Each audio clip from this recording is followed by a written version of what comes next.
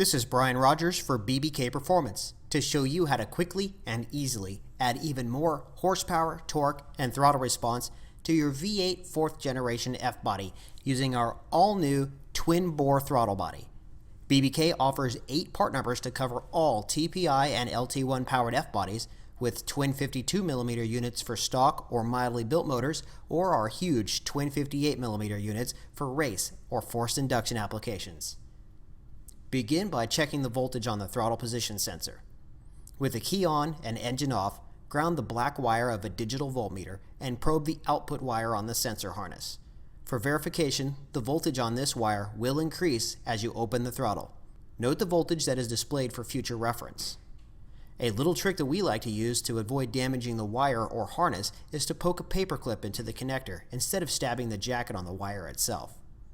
Now remove the decorative cover from the throttle linkage. Open the throttle by hand and disconnect the cables. Unplug the inlet air temperature sensor, then loosen the clamps and remove the inlet hose from the throttle body. Unplug the throttle position sensor and disconnect the vacuum lines on the back of the throttle body.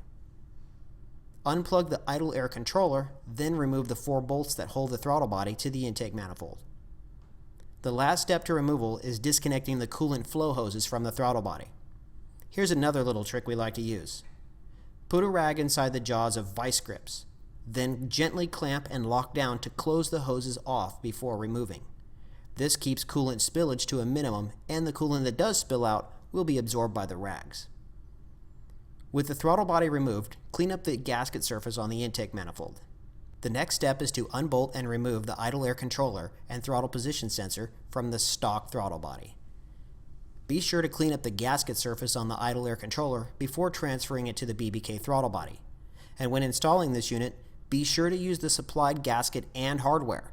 The stock hardware is just a little bit too long and it will not snug down enough to seal the gasket. The throttle position sensor has teeth in its receiver that catch the rectangular end of the throttle shaft. You'll notice that once you engage the teeth onto the shaft, the body of the sensor will need to be rotated just a few degrees counterclockwise to line up with the bolt holes.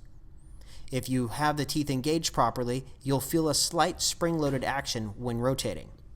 Leave the bolts just a little bit loose in order to get your throttle position sensor voltage correct after installation.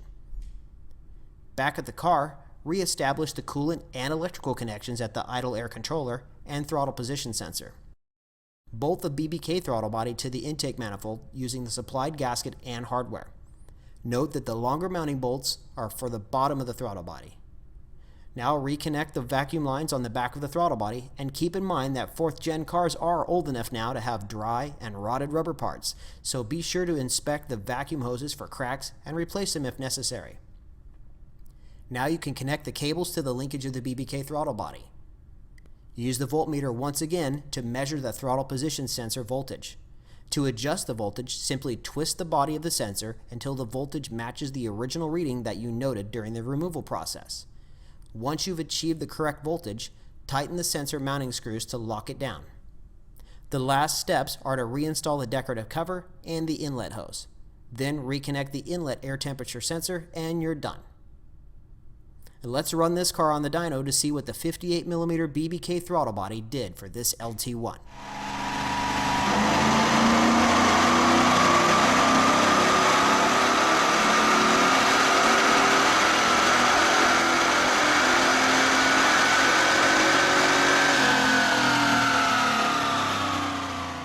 Wow, how about an additional 15 rear wheel horsepower and 11 foot-pounds of torque with no other modifications, adjustments, or tuning?